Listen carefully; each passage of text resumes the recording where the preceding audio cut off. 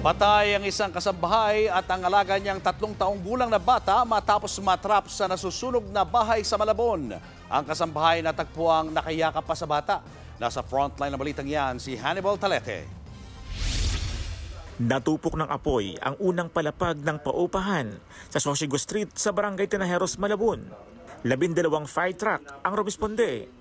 Ang kapitbahay ng paupahan na si Ferdinand Buholst, dalidaling nangalampag nang makita ang apoy. Ang instinct ko, bumalik ako agad ng bahay kasi yung nanay at tatay ko may edad na eh. So sila muna yung inano ko, pilit kong inilalabas. Kinalampag ko na tong bahay ng tito ko, bintana, para manggising ng mga tao.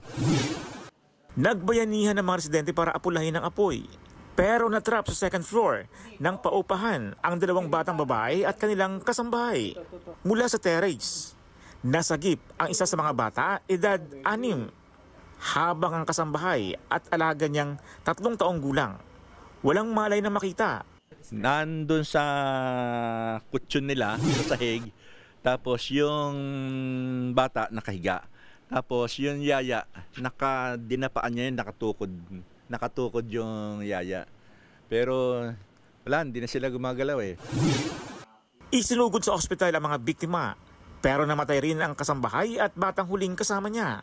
Pumasok sa trabaho ang ina ng mga bata, habang OFW ang kanilang padre de pamilya.